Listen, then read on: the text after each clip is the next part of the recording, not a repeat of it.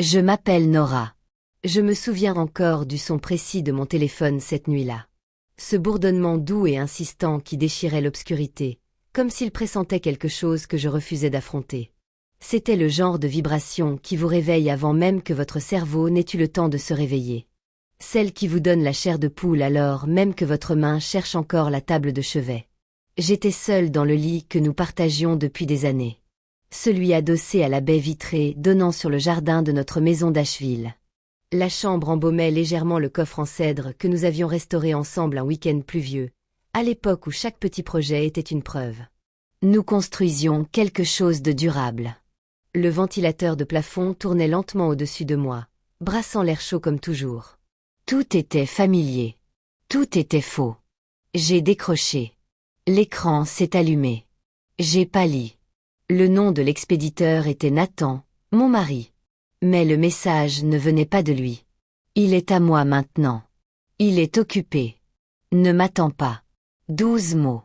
Pas d'émoji, pas d'hésitation, juste une annonce froide envoyée de son téléphone par elle.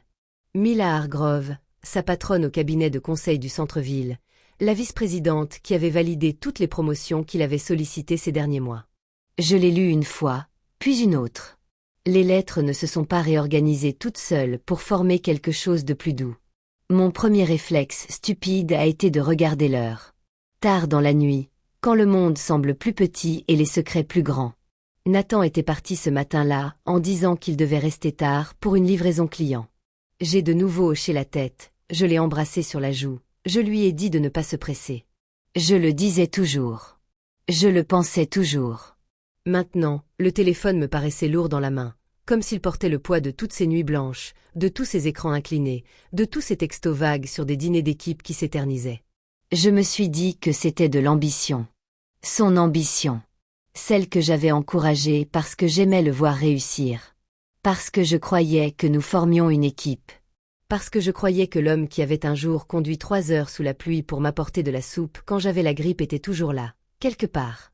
Je me suis redressée lentement. Les draps ont glissé de mes jambes. Mes pieds nus effleuraient le parquet frais que nous avions posé nous-mêmes, planche par planche, en riant de la première rangée si bancale. Ce rire me semblait appartenir à une autre époque. J'ouvre la conversation. Aucun message d'elle de son côté. Du moins, pas visible. Juste ce coup porté délibérément. Elle avait fait défiler jusqu'à mon nom, tapé, envoyé. Elle voulait que je le sache. Elle voulait que je le sente. Quelque chose s'installa alors dans ma poitrine. Pas de rage, pas encore. Pas de larmes. Juste une certitude tranquille et immuable. La même que celle que je ressens quand je repère un défaut dans un plan de fondation avant même que le béton ne soit coulé. Ce n'était pas un lapsus. Ce n'était pas une erreur d'ivresse. C'était de l'architecture. Intentionnelle, calculée, conçue pour blesser. Mes pouces planaient au-dessus du clavier. J'aurais pu écrire des paragraphes. J'aurais pu demander pourquoi, exiger des explications, supplier pour une explication où tout cela n'était qu'un malentendu, mais je ne l'ai pas fait. J'ai tapé 7 mots. Garde-le. C'est fini. J'ai cliqué sur envoyer. Le message est apparu instantanément. Puis j'ai lu. Je les imaginais quelque part. Peut-être dans son bureau après les heures de travail. Peut-être dans son élégant appartement avec vue sur la rivière. Fixant l'écran, attendant l'explosion qui ne vint jamais. Je posai le téléphone face contre table. Le silence retomba dans la pièce, hormis le ventilateur et ma respiration. Un calme relatif. Maintenant. Je ne pleurais pas. Je ne criais pas. Je savais simplement que quelque chose avait basculé irrémédiablement, comme une poutre qui se stabilise après des années de tension insidieuse. 20 minutes plus tard, j'entendis la voiture dans l'allée. 2 portières qui se fermèrent, des pas sur le chemin de pierre que nous avions aménagé l'été précédent. Des voix, la sienne basse et paniquée, la sienne avec cette assurance tranquille que j'avais perçue au haut-parleur lors de mes appels clients. Je me levai, enfilai mon jean, me laissai tomber sur la chaise et glisser dans le doux pull qu'il m'avait offert pour notre anniversaire, 2 ans auparavant. À l'époque où il se souvenait encore de ce qui me faisait vibrer. Je suis descendu pieds nus, passant devant les dessins encadrés des maisons que nous avions conçues au début de notre mariage, devant les photos de nous souriant sur les sentiers de montagne, devant chaque petit monument témoignant de ce que nous avions été. Arrivé à la porte, je me suis arrêtée, la main sur la poignée. Par le Judas, j'ai d'abord aperçu Nathan, costume froissé, cravate dénouée, visage pâle sous la lumière du porche. Il avait l'air d'un homme qui venait de réaliser que le sol sous ses pieds n'était plus solide. À côté de lui se tenait Mila, blazer anthracite impeccable, posture parfaite, lèvres ourlées d'un sourire discret mais fier. Elle ne se cachait pas. Elle n'avait pas honte. Elle avait l'air de quelqu'un venu recevoir un prix. J'ai ouvert la porte en grand. C'est à ce moment-là que j'ai décidé de ne pas disparaître discrètement. Je n'ai pas claqué la porte. Je n'ai pas élevé la voix. Je me suis simplement écartée et les ai laissés entrer. Nathan a avancé le premier, les épaules voûtées comme s'il s'avançait dans une tempête qu'il avait déjà perdue. Mila a suivi, ses talons claquant avec une assurance mesurée sur le parquet qu'ils avaient passé un week-end à teindre ensemble. La lumière du porche éclairait le bord de son blazer, parfaitement coupé, sans un pli malgré l'heure.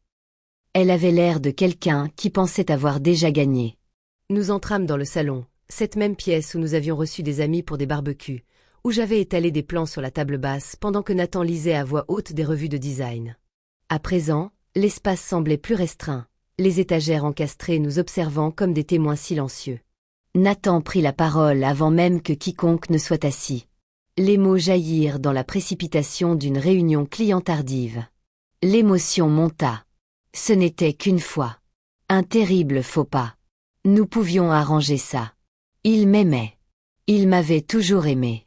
Sa voix se brisa à la fin, comme lorsqu'il présentait un projet à des clients difficiles et qu'il savait que les chiffres n'étaient pas tout à fait au point.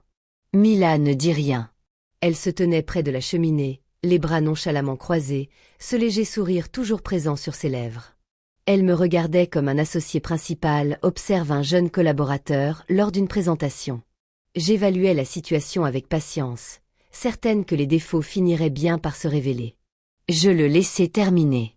Chaque excuse, chaque supplication. Puis je la regardai par-dessus son épaule. « Combien d'autres » demandai-je doucement. La question restait en suspens. Nathan fronça les sourcils, perplexe. Le sourire de Mila s'effaça. Une seconde. Une minuscule fissure dans la porcelaine, mais je l'ai vue. J'avais passé des années à décrypter le langage corporel des clients autour des tables de réunion. Le micro-tressaillement lorsqu'on effleurait un budget. Le bref regard détourné lorsqu'une échéance était manquée. Ce frémissement me disait tout. Nathan nous regarda tour à tour. « De quoi parlez-vous » Je la fixai du regard. Combien d'autres femmes ont reçu un SMS comme celui-ci du téléphone de leur mari, leur annonçant qu'il était désormais à elle. Mila reprit ses esprits avec aisance, son masque professionnel se remettant en place. « Vous êtes contrarié. Je comprends, mais il s'agit d'une relation entre adultes consentants. Que se passe-t-il en privé? Vous avez utilisé son téléphone. » Je l'interrompis d'un ton plus fort. « Vous l'avez écrit. Vous l'avez envoyé. Ce n'était pas un choix personnel. C'était une mise en scène. Et ce genre de mise en scène a généralement un passé. » Nathan se décala. « Nora, s'il vous plaît. Ce n'est pas à l'étage. » Je lui dis, « Chambre d'amis. Je dois parler seul avec maman. » Il ouvrit la bouche, puis la referma. Mon expression dut le marquer, car il se retourna et monta lentement les escaliers, c'est pas lourd. La porte de la chambre d'amis claqua. Le silence retomba, hormis le léger bourdonnement du réfrigérateur dans la cuisine. Mila inclina légèrement la tête. « Tu t'attendais à des larmes, une scène, quelque chose que tu pouvais gérer. » J'attendais de l'honnêteté, dis-je, mais je me contenterai de lucidité. Tu as déjà fait ça. L'assurance, les textos, arriver ici fier au lieu d'avoir honte. C'est un schéma récurrent. Son attitude se raidit légèrement. Tu n'as aucune idée de ce dont tu parles. J'ai des mois de soupçons, répliquai-je. Et des semaines de réponses. J'ai engagé quelqu'un, un ancien enquêteur fédéral spécialisé dans les malversations en entreprise. Il a compilé des documents publics, des pièces de procédure, des témoignages d'anciens collègues sous couvert d'anonymat. Le schéma est constant. Des hommes mariés, des postes ambitieux mais précaires où l'on détient les clés de la promotion. Des nuits blanches, des voyages d'affaires, des compliments déplacés, des mariages brisés, des carrières. On tergiverse, on passe à autre chose. Nouvelle entreprise, nouvelle cible, les problèmes se règlent discrètement. Les accords de confidentialité font le reste. J'ai vu son visage se décolorer lentement mais sûrement. « Tu ne peux rien prouver », a-t-elle dit. Mais le vernis de son visage s'était terni. « Je n'ai pas besoin de le prouver au tribunal ce soir », lui ai-je dit. « Je veux juste que tu saches que je l'ai. » Des photos, des horodatages, des déclarations. Et si je m'éloigne sans faire de bruit, quelqu'un d'autre recevra le prochain message. La vie de quelqu'un d'autre sera brisée. Ça suffit. Elle m'a longuement observé. Que veux-tu? Je n'ai pas répondu tout de suite. Au lieu de cela, je suis allée à la fenêtre et j'ai regardé le jardin que nous avions planté il y a 3 printemps. Des vivaces que nous avions choisies parce qu'elles revenaient plus vigoureuses chaque année. La lune caressait le bord des feuilles, argentée et calme. Je veux que tu comprennes, ai-je finalement dit. Que l'envoi de ce message a été la pire erreur que tu aies jamais faite, parce qu'il m'a réveillée et je ne me rendors plus. Un long silence s'est installé. Puis le bruit de ses talons qui s'enfonçaient dans le sol. Je recalcule. Tu as 24 heures, ai-je poursuivi. Démissionne, peu importe la raison qui te permette de partir proprement. Quitte la ville, quitte le secteur, disparaît, sinon Owen envoie tout. Photos, déclarations, le dossier complet à ton PDG, ton conseil d'administration et aux journalistes qui couvrent les affaires de responsabilité au travail. À toi de choisir. Mila ne répondit pas immédiatement. Elle me regarda comme si elle me voyait pour la première fois. Non pas l'épouse attentionnée, non pas le conjoint dévasté, mais celle qui avait discrètement monté un dossier pendant que tout le monde dormait. Puis elle se retourna, se dirigea vers la porte, l'ouvrit et sortit dans la nuit. La voiture démarra, les pneus crissèrent sur le gravier. Elle était partie. Je restai un instant de plus sur le seuil, respirant l'air frais de la montagne. La lumière du porche bourdonnait doucement au-dessus de ma tête. À l'étage, Nathan attendait. Mais la conversation importante était déjà terminée. Je ne suivis pas ma. Je refermai doucement la porte. Le loquet claqua comme la fin d'une longue phrase. La maison retomba dans le silence de la nuit. Le léger bourdonnement du réfrigérateur. Un léger craquement des vieilles poutres au plafond. Le bruit lointain de Nathan qui bougeait dans la chambre d'amis. Je suis restée une longue minute dans l'entrée, les mains toujours sur la poignée, sentant le métal froid et chaud sous ma paume. Puis je suis allée à la cuisine. J'ai rempli la bouilloire, l'ai posée sur le feu, et j'ai regardé la flamme bleue lécher le fond. De petits gestes, des gestes ordinaires. Ils empêchaient mes mains de trembler. Nathan est finalement descendu. Il est apparu dans l'embrasure de la porte, toujours dans son costume froissé, les yeux rougis. Il paraissait plus petit que je ne l'avais jamais vu. « Nora » a-t-il commencé d'une voix rauque. J'en ai entendu un bout. L'enquêtrice. Le schéma. Je ne savais pas. Je jure que je ne savais pas. Tu ne savais pas, ai-je répété doucement, sans me retourner. Mais tu as choisi. Tu as choisi les nuits blanches. Tu as choisi le secret. Tu as choisi de la laisser utiliser ton téléphone pour m'envoyer ce message.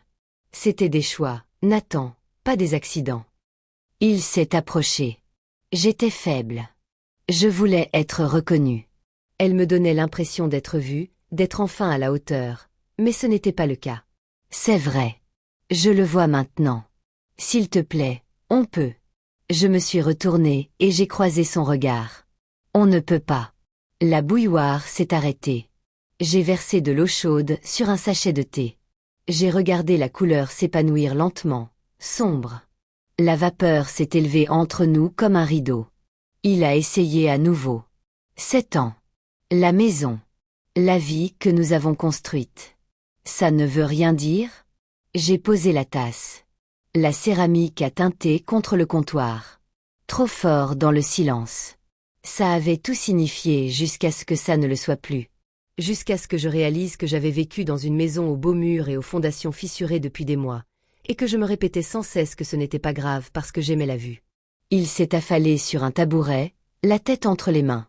Qu'est-ce que je suis censé faire? Ai-je dit. Je déposerai le dossier demain, à la fin de la semaine. Mon avocat te contactera. Il a levé les yeux, cherchant dans mon visage la faille par laquelle il pourrait encore se glisser. Il n'y en avait pas. J'ai porté le thé à l'étage, je me suis assise sur le bord de notre lit, mon lit maintenant, et j'ai fixé le vide. Le jardin à travers les vitres sombres. Les vivaces que nous avions plantées ensemble se dressaient silencieuses sous la lune. Elles reviendraient au printemps prochain, que nous soyons encore mariés ou non. Certaines choses perdurent, d'autres non. Les jours suivants se sont estompés. Nathan est resté dans la chambre d'amis. Il laissait de petites attentions sur le comptoir de la cuisine. Un mot un matin. Je suis désolée. Parle-moi, s'il te plaît. Une tentative ratée de préparer le plat de poulet qu'il cuisinait au début de notre mariage. Des fleurs livrées à mon bureau le lendemain après-midi. Des roses blanches. La carte disait « Nous nous battons pour ». Je les ai laissées sur mon bureau jusqu'à la fin de la journée, puis je les ai données à mon assistante. Je ne les voulais pas à la maison. Je ne voulais pas me rappeler que des gestes pouvaient encore arriver après que la confiance se soit évanouie. Au travail, j'accomplissais mes tâches machinalement, réunions avec les clients, examen de plans de maison écologique, hochement de tête au moment opportun. Mes collègues me demandaient si j'allais bien. Je disais oui. Je ne mentais pas. Je ne m'effondrais pas. Je me détachais simplement, petit à petit. Comme on enlève les éléments porteurs. Ce n'est qu'après avoir construit les nouveaux supports en dessous. Un soir, j'ai ouvert le placard où nous gardions le service de cristal de mariage, celui que sa tante nous avait offert, délicat et utilisé depuis des années. J'ai sorti les 2 verres avec lesquels nous avions trinqué le soir de nos noces, je les ai tenus à la lumière. Ils captaient chaque reflet, chaque petite fissure déjà présente dans le verre. Je les ai portés jusqu'au carrelage de la cuisine. J'ai laissé tomber le premier. Il s'est brisé, un bruit sec et clair résonnant sur le carrelage. Puis le deuxième, puis 2 autres. J'ai continué jusqu'à ce que le sol scintille de morceaux brisés comme des étoiles filantes. Je me suis assise parmi eux, sans pleurer au début, juste en respirant. Puis les larmes sont venues, calmes, régulières, de celles qui lavent plutôt que de noyer. J'ai pleuré pour la femme qui croyait que les promesses étaient éternelles, pour le mariage qui avait paru si solide de l'extérieur, pour la version de moi-même qui avait ignoré les signes avant-coureurs parce que les affrontés revenaient à admettre que la structure était compromise. Quand les pleurs ont cessé, j'ai ramassé les tessons dans un sac, je l'ai emporté dehors, je l'ai jeté à la poubelle. Le trottoir. Le couvercle se referma avec un bruit sourd. Ce soir-là, j'ai appelé ma mère. Elle a répondu à la 2e sonnerie, la voix calme malgré l'heure tardive. « Ma chérie, dit-elle, qu'est-ce qui ne va pas ?» Je lui ai lu le message. Mila, l'enquêtrice. Nathan, l'ultimatum, le verre brisé. Il y eut un long silence.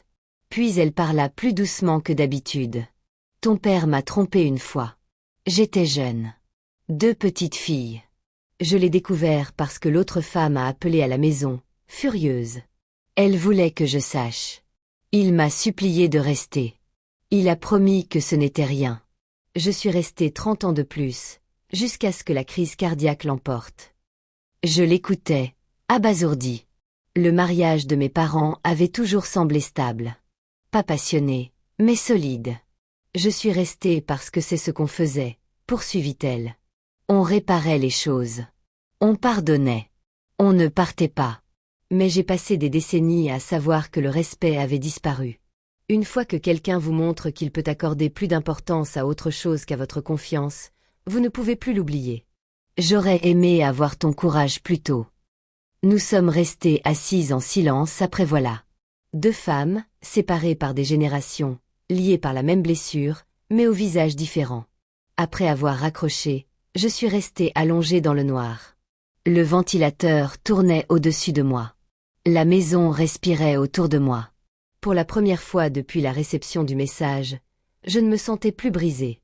Je me sentais éveillée. Les 24 heures s'écoulèrent dans un silence suspendu. Le lendemain matin, je suis allée à mon bureau. J'ai rencontré un client pour discuter de la conception solaire passive d'un chalet de montagne. J'ai examiné des rendus, répondu à des courriels. Un rythme normal en apparence.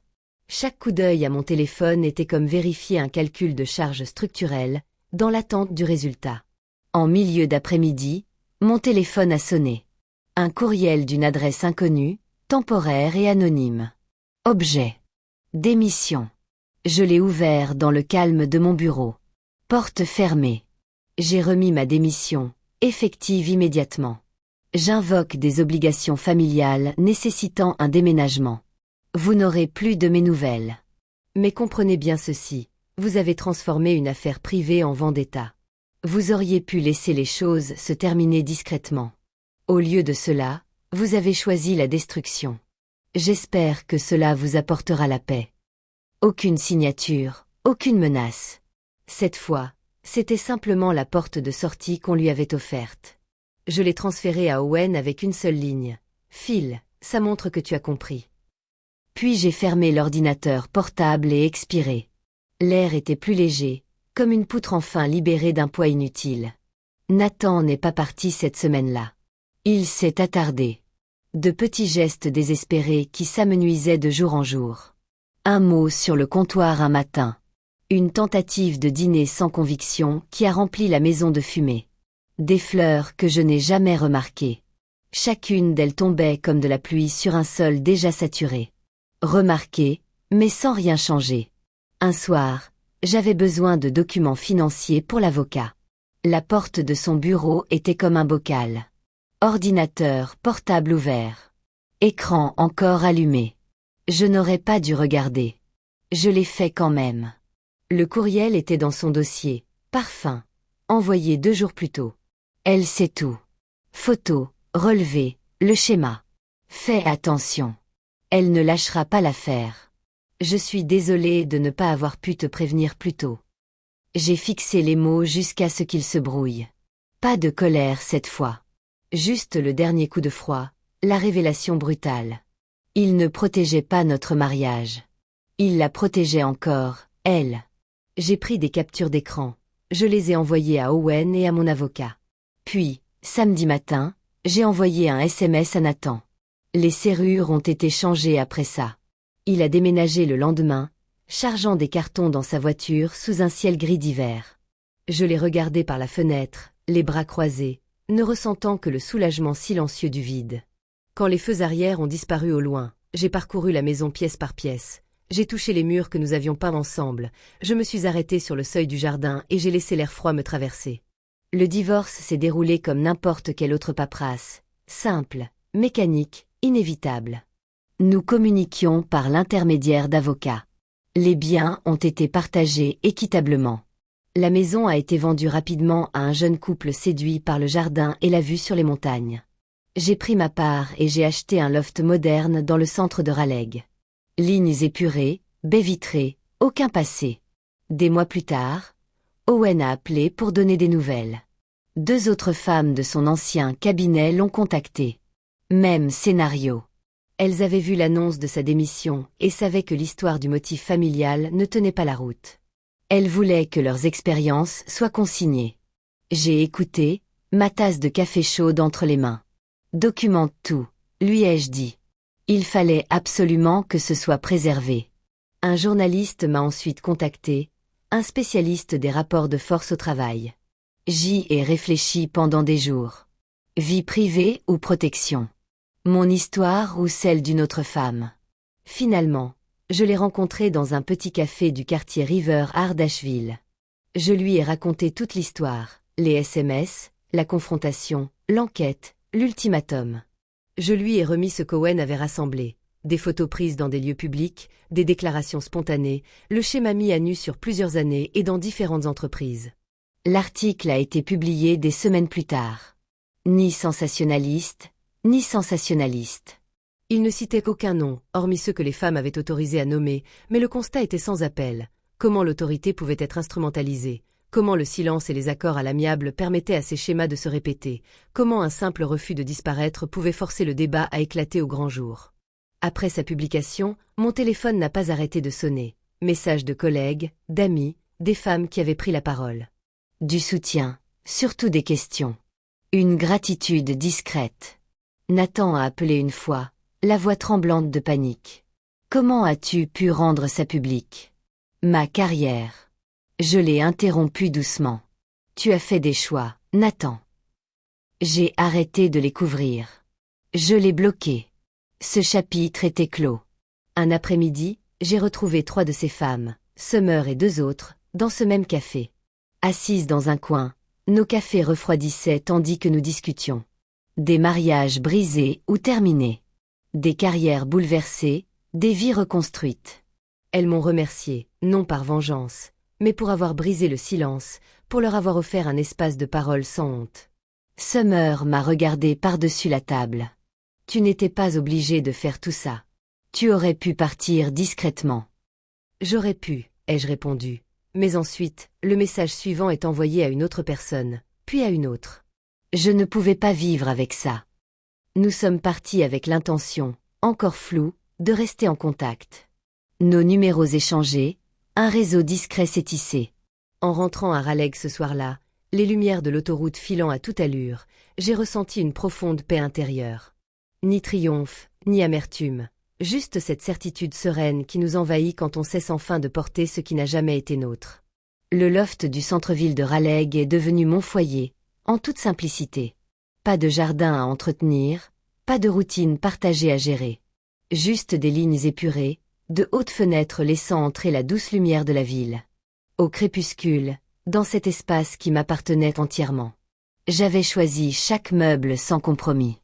Le canapé bas gris, la table à manger en chêne, les estampes abstraites au mur. Aucun écho du passé, seulement ce que j'avais décidé de conserver. Le divorce fut prononcé par une fraîche matinée de printemps. Nous étions assis face à face à une longue table dans le bureau de mon avocat, des avocats se tenant entre nous comme des barrières polies. Nathan signa le premier, d'un geste assuré. Je signai ensuite. Les papiers fermaient un chapitre et en ouvraient un autre. Rien de dramatique, juste une finalité ordinaire. Nous sommes sortis séparément. Dans le couloir, il me demanda si nous pouvions parler seuls un instant. J'acceptai. Il paraissait plus vieux que son âge. Je suis désolée, Nora, pour tout. Je comprends maintenant ce que j'ai perdu. Je l'observais, l'homme que j'avais jadis assez aimé pour construire une vie avec lui. Sur le moment, ces mots semblaient sincères, mais la sincérité est facile après coup. Tu es désolé d'avoir été pris la main dans le sac, dis-je doucement. Désolé que les conséquences soient arrivées. Mais un vrai regret aurait empêché ces choix de se produire. Au revoir, Nathan. Je me retournai. Je me suis dirigé vers l'ascenseur. Les portes se sont refermées derrière moi. C'était la dernière fois que je le voyais. La vie a repris son cours, lentement mais sûrement. Je me suis lancé dans de nouveaux projets. Des maisons durables pour des familles qui recommencent à zéro, des espaces communautaires conçus pour être accessibles à tous. J'ai rejoint le conseil d'administration d'une association qui aide les femmes à quitter des relations difficiles, en mettant mes compétences à profit pour concevoir des logements de transition sécurisés. Ce travail avait du sens, comme poser des fondations solides. Isabella et moi avons reconstruit notre vie petit à petit. Après notre appel difficile, elle a repris contact avec moi, à vif, sincèrement. Elle s'est excusée sans détour, m'a parlé de sa thérapie, de la jalousie qu'elle nourrissait depuis des années. Nous avons parlé pendant des heures cette première fois, puis plus régulièrement. Nous avons ri de vieilles histoires de famille, pleuré de celles qui faisaient mal. Elle est redevenue ma sœur, imparfaite, mais présente. Les derniers mois de ma mère sont arrivés trop vite. Le cancer s'était déjà propagé. Je rentrais souvent à la maison, j'étais à ses côtés pendant ses traitements, je lui tenais la main quand les mots me manquaient. Elle est décédée paisiblement un matin de février, Isabella et moi à ses côtés. Lors de la cérémonie, j'ai parlé de sa force tranquille, de son dernier don, de la permission de choisir autrement qu'elle. Parfois, tard le soir, quand la ville bourdonne sous mes fenêtres, je repense à ce message, à cette lueur bleue, à ces 12 mots censés me briser. Au lieu de cela, ils m'ont offert la vérité que j'évitais. Mon mariage battait de l'aile bien avant le message de Mila. J'avais ignoré les signes, car les affronter signifiait démanteler la vie que j'avais construite. Mais une fois la structure mise à nu, la reconstruction est devenue possible, plus forte, plus simple, plus authentique. Mila a disparu du milieu. Des rumeurs ont circulé, mais je ne les ai pas alimentées. L'histoire a été racontée, non par vengeance, mais parce que le silence avait laissé ce schéma se perpétuer trop longtemps. Quelques femmes m'ont contacté par la suite, reconnaissantes d'avoir pu s'exprimer. C'était suffisant.